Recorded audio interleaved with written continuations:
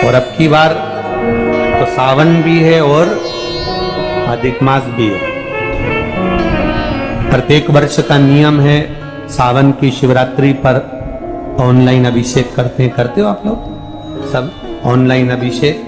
अब की बार 2 अभिषेक रहेंगे, एक सावन की शिवरात्रि का रहेगा और एक अधिक मास भी जो 3 साल में पड़ता है उसकी भी शिवरात्रि का रहेगा। 2 अभिषेक ऑनलाइन पड़ जाएंगे अब की बार, एक सावन की शिवरात्रि का और एक अधिक मास की शिवरात्रि का। क्योंकि अधिक मास की शिवरात्रि का एक बहुत अच्छा नियम है, अगर बना सको तो करिएगा। अधिक मास में जो शिवरात्रि आए, प्रयास करना, अगर छोटी सी भी गुमठी लेकर बैठे हो, ठेला लगा रहे हो, व्यापार नहीं चल रहा, धन की कमी हो, पैसा नहीं हो, बहुत हताश हो गए हो, टेंशन में जिंदगी जी रहे हो, तो अधिक मास की शिवरात्रि मत छोड़ना।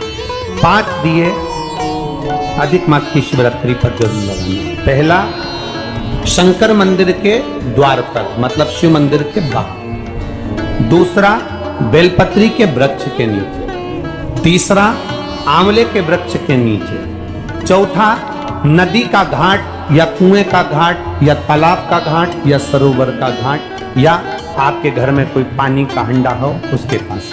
और 5वां अपने दरवाजे की चौखट पर राइट हैंड में दिया अवश्य लगाएं। ये अधिक मास की शिवरात्रि पर जरूर करना। जिंदगी में कितना भी धक्का खा रहे हो गए, भगवान हाथ पकड़कर खींचकर बाहर कर देगा। शिव तत्व को अभी क्या चल रहा है, सावन। हमने पहले कथाओं में कहा, आप लोगों ने स्मरण में रखा होगा, 12 महीने शंकर जी को 1 लोटा जल चढ़ा, पर सावन के महीने में शंकर जी को जम के बोलो जरा, 2 लोटा जल चढ़ा। इस पुष्कर की ब्रह्मा शिव महापुराण की कथा का स्मरण करिएगा, थोड़ा सा ध्यान दीजिए। जैसे ये शिवलिंग है, ये जलाधारी है, ये यहां से जल नीचे जा रहा है। जलाधारी का जो मुख होता है वो उत्तर की ओर हो जाता है, ठीक है, समझिएगा जरा। अब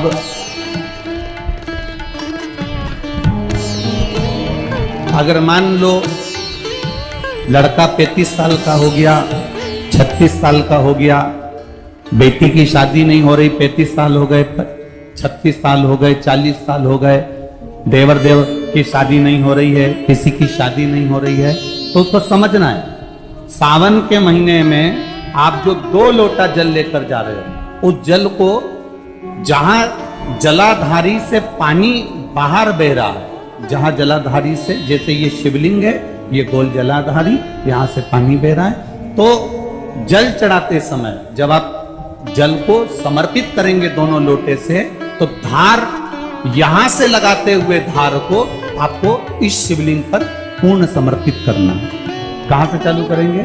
ये जलाधारी जो बनी हुई है अशोक सुंदरी का स्थान, किसके स्थान से?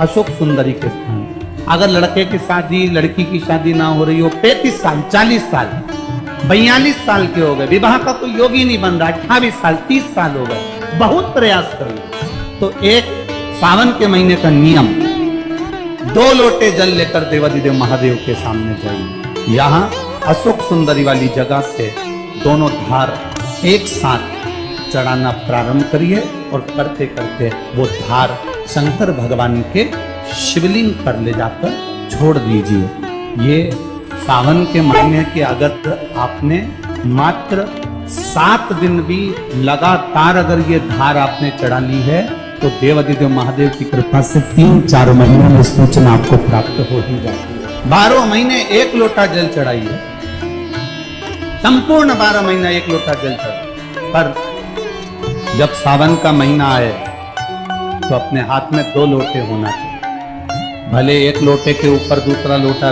रख के लेके जाओ, मंदिर में जाओ, अंदर पहुंच जाओ, दोनों लोटों को हाथ में ले और दोनों की धार एक साथ मेरे देवाधिदेव महादेव को समर्पित करो। दोनों की अशोक सुंदरी वाली जगह से जल चढ़ाया जाए सावन में, वो विवाह के लिए है। लग रहा है कोई बीमारी अपने शरीर में आने वाली है, डॉक्टर को दिखाने जाऊंगी, कोई तकलीफ बड़ी आने वाली है, कोई बड़ा रोग इस शरीर में ना आए, तो श्रावण के महीने में 3 जगह पर बेलपत्र, एक अशोक सुंदरी वाली जगह पर जिसकी डंडी का मुख जहां से पानी बहता है वहां, बहुत ध्यान से सुनना। दूसरी बेलपत्र माता पार्वती जी का हस्त कमल जो जलाधारी है वहां, उसका डंडी का मुख अपनी ओर।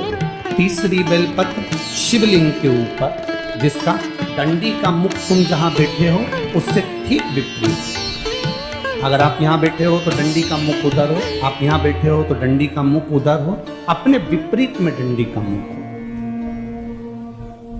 बेलपत्र चढ़ा देने के बाद 2 हाथ में जो तुम्हारे जल का पात्र है उसको बाबा को धीरे धीरे तीनों स्थान पर धार थोड़ी थोड़ी चढ़ाई है और फिर बाबा का आचमन कर कर आई है। कोई जिंदगी में बड़ी बीमारी निकलेगी ही नहीं, बाबा स्वस्थ रहेगा। ये श्रेष्ठ। अगर मान लो संतान का सुख नहीं है,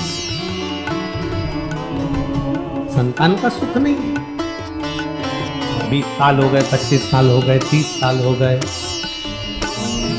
संतान का अगर सुख नहीं है तो शंकर का कोई भक्त मिल जाए, शिव का कोई उपासक मिल जाए, या कोई ब्राह्मण देव वेद शास्त्र का ज्ञान रखने वाले, अपने जीवन को सार्थकता में सात्विकता में जीने वाले, ऐसे ब्राह्मण को जोड़े से उनके बच्चों के साथ बेलपत्री के पेड़ के नीचे भोजन करा देना, खीर खिला देना, और उस खीर के भाग को पति पत्नी दोनों अवश्य खाएं। उससे संतान का सुख भी मेरे बाबा प्रदान करें।